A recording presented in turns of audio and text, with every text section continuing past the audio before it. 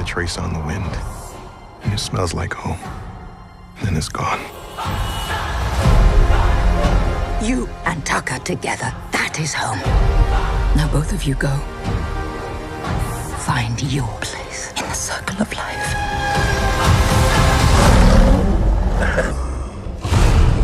Mufasa, run! We must fight together. If we fight, we die. Just to be clear.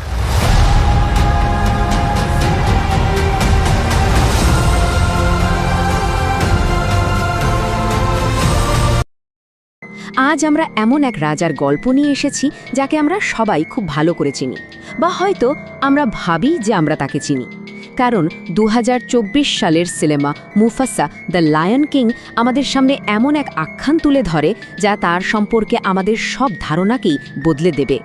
চলুন একদম শুরুতেই একটা প্রশ্ন দিয়ে শুরু করা যাক, কি বলেন? রাজারা কি জন্মগতভাবেই রাজা হয়, নাকি পরিস্থিতি আর লড়াই তাদের তৈরি করে? এই প্রশ্নটা মাথায় রেখেই চলুন মুফাসার অবিশ্বাস্য জীবনটা একবার ঘুরে দেখি, কারণ আসল উত্তরটা কিন্তু সেখানেই লুকিয়ে আছে। গল্পের শুরুটা হচ্ছে আজকের প্রাইডল্যান্ডসে। সিম্বা আর নালার মেয়ে কিয়ারা তার সেই কুখ্যাত কাকা স্কারের গল্প শুনে তো ভয়ে একেবারে কাবু। ঠিক তখনই জ্ঞানী রাফিকি এগিয়ে আসে।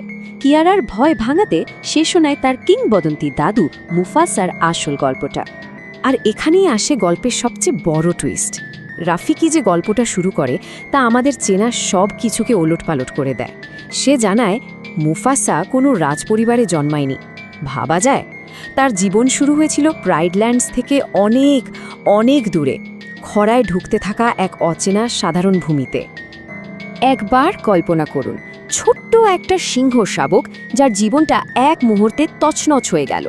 এক ভয়ঙ্কর বন্যা তাকে তার বাবা মায়ের থেকে চিরদিনের মতো আলাদা করে দেয়, আর এই মর্মান্তিক ঘটনায় তাকে ঠেলে দেয় এক লম্বা আর বিপদসংকুল যাত্রায়, যা তার ভাগ্যকে চিরদিনের মতো বদলে দিতে চলেছিল।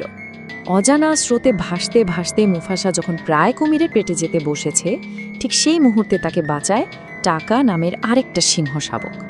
এ টাকা কিন্তু যে সে নয়, সে হলো ওই অঞ্চলের রাজা ওবাসীর ছেলে, সিংহাসনের ভবিষ্যৎ উত্তরাধিকারী। কিন্তু রাজা ওবাসী বহিরাগতদের এক ফোঁটাও বিশ্বাস করতেন না, তাই মুফাসাকে তিনি খুব সন্দেহের চোখে দেখতে শুরু করেন। রাজা ওবাসী একটা কঠিন শর্ত দিলেন, এই দলে থাকতে হলে মুফাসাকে টাকার সাথে দৌড়ে জিততে হবে, যা কিনা প্রায় অসম্ভব একটা ব্যাপার ছিল। কিন্তু টাকা ওই একা হয়ে যাওয়া শাবকটার মধ্যে হয়তো এক বন্ধুকে খুঁজে পেয়েছিল, তাই সে ইচ্ছে করে আস্তে দৌড়ে মুফাসাকে জিতিয়ে দেয়। আর এখান থেকেই জন্ম নেয় এক গভীর বন্ধুত্বের, এক ভ্রাতৃত্বের বন্ধন।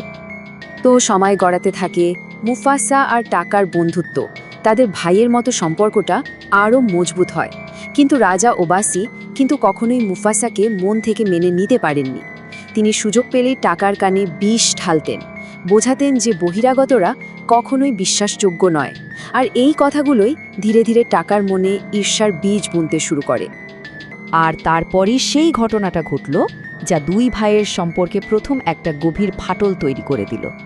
আউটসাইডাররা যখন হামলা করল, সেই কঠিন মুহূর্তে টাকা তার মা এসেকে বিপদের মুখে ফেলেই ভয় পালিয়ে যায়। কিন্তু মুফাসা, সে পালায়নি, রুখে দাঁড়িয়েছিল, নিজের জীবন বাজি রেখে লড়াই করে এসেকে বাঁচিয়েছিল। পরে রাজা ওবাসী নিজের ছেলের মান বাঁচাতে টাকাকে তার এই কাপুরুষতার কথা সবাইকে লুকিয়ে যেতে বলে। প্রতিশোধের আগুনে জ্বলতে থাকা আউটসাইডারদের নেতা কিরস এবার পুরো দলবল নিয়ে এসে তাদের রাজ্যটাকে ধ্বংস করে দেয়। মুফাসা আর টাকা কোনো মতে সেখান থেকে প্রাণ বাঁচিয়ে পালায়। পথেই তাদের দেখা হয় সারাবি নামের এক সিংহীর সাথে, যার পরিবারকেও এই আউটসাইডাররাই শেষ করে দিয়েছে। একসাথে পথ চলতে চলতে টাকা সারাবির প্রেমে পড়ে যায়, কিন্তু তার মনের ভেতরের সেই পুরনো ঈর্ষাটা আবার মাথাচাড়া দিয়ে ওঠে, কারণ সে দেখতে পায় যে সারাবি তার থেকে মুফাসারের নেতৃত্ব, বুদ্ধি আর সাহসের প্রতি অনেক বেশি মুগ্ধ।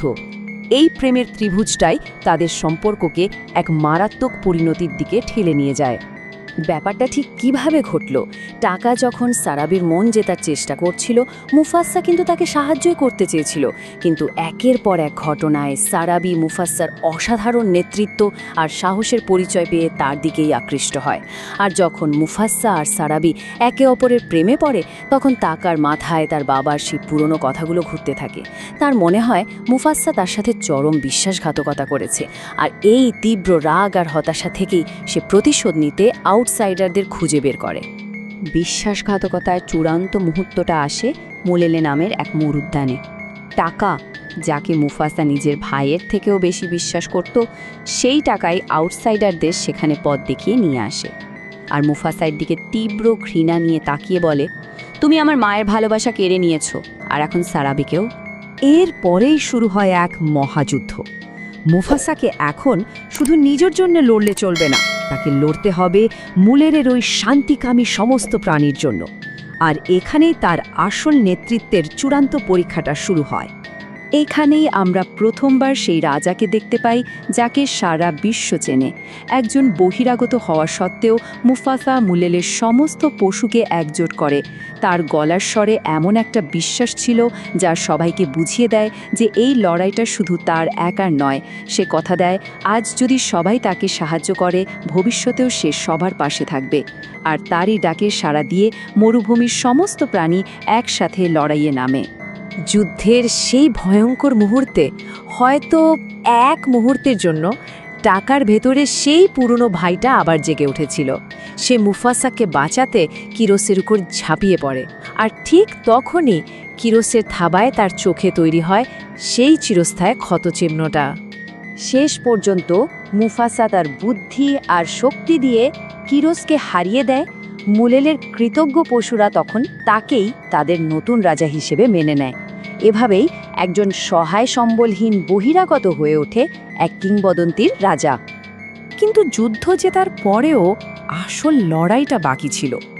এরপর আসে সেই মুহূর্ত যা দুই ভাইয়ের ভবিষ্যৎটা চিরদিনের জন্য লিখে দেয়।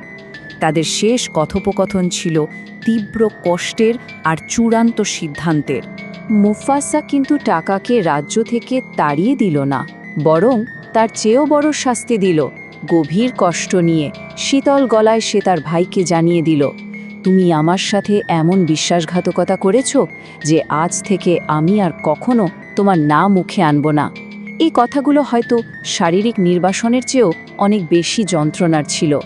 মুফাসার এই কথাগুলো টাকার পুরনো পরিচয়টাকে একেবারে চুরমার করে দেয়।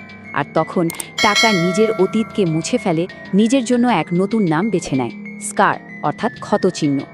যেন এই ক্ষতটাই তার একমাত্র পরিচয়, তার বিশ্বাসঘাতকতার এক জীবন্ত প্রমাণ। গল্পের শেষে আমরা আবার বর্তমানে ফিরে আসি। দাদুর এই বীরত্ব আর আত্মত্যাগের গল্প শুনে কিয়ারার মন থেকে সব ভয় দূর হয়ে যায়। সে বুঝতে পারে তার শিরায় এক মহান রাজার রক্ত বইছে, যা তাকে ভয় পেতে নয়, বরং সাহস নিয়ে বাঁচতে শেখায়। তো এত কিছুর পর আমরা আবার সেই প্রথম প্রশ্নটাতে ফিরে আসি।